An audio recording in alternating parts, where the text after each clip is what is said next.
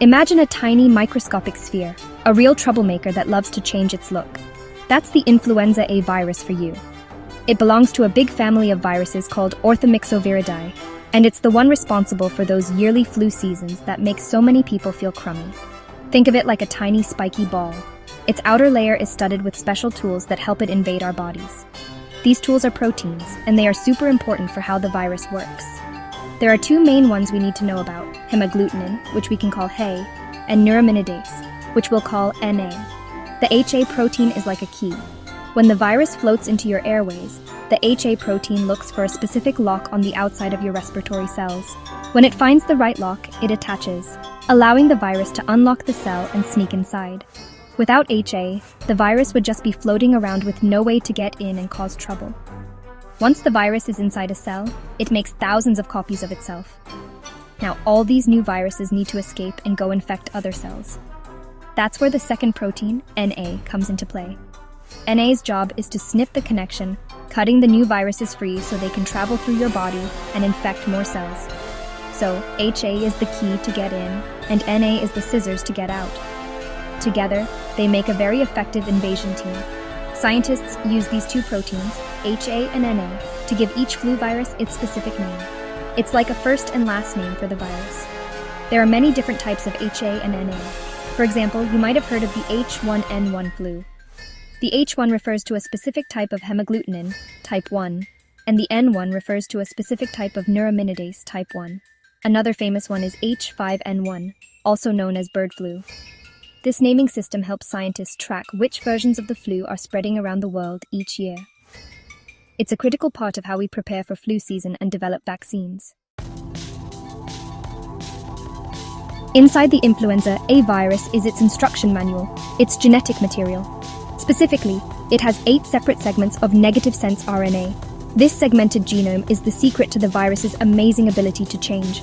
As the virus copies itself over and over, it makes small mistakes or mutations in its RNA. These tiny changes are like, well, typos in the recipe cards, and they happen all the time, making the virus highly variable and unpredictable. This constant process of small changes is called antigenic drift.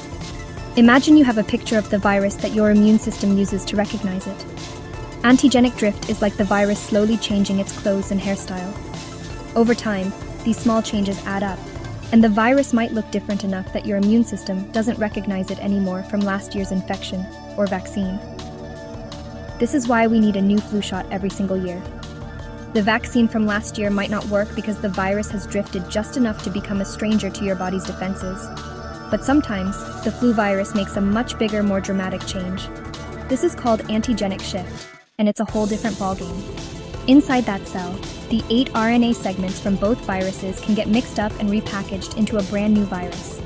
This is how major new flu strains are born. Antigenic shift is much rarer than antigenic drift, but it's far more dangerous. When a major shift happens, it creates a virus so new that almost no one on Earth has any immunity to it.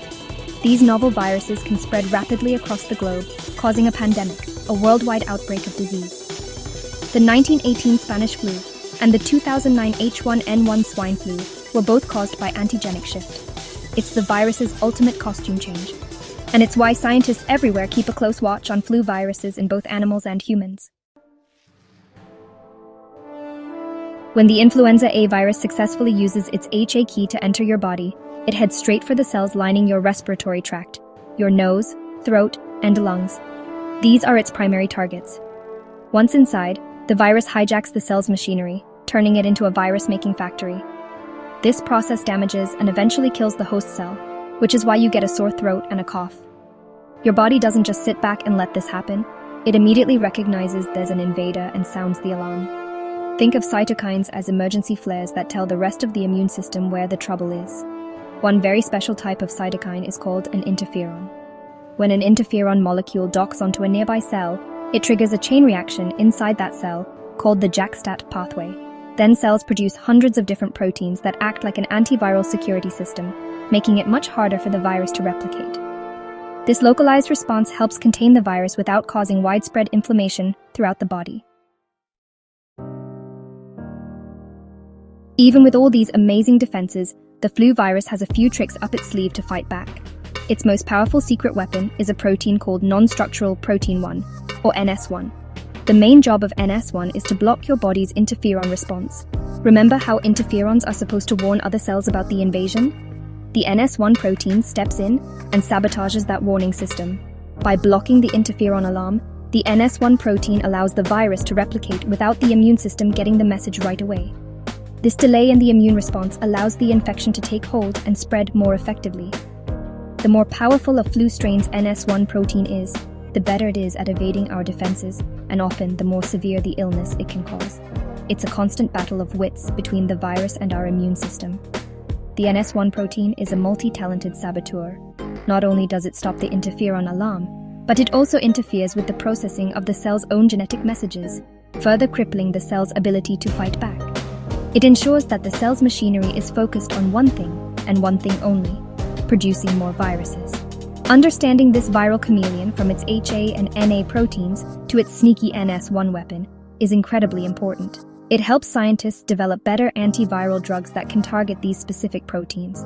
It also helps them create more effective yearly vaccines by predicting how the virus might drift or shift. The flu is more than just a bad cold. It's a clever and constantly evolving opponent. By studying its playbook, we can get better at predicting its moves and protecting ourselves from this remarkable and remarkably troublesome virus.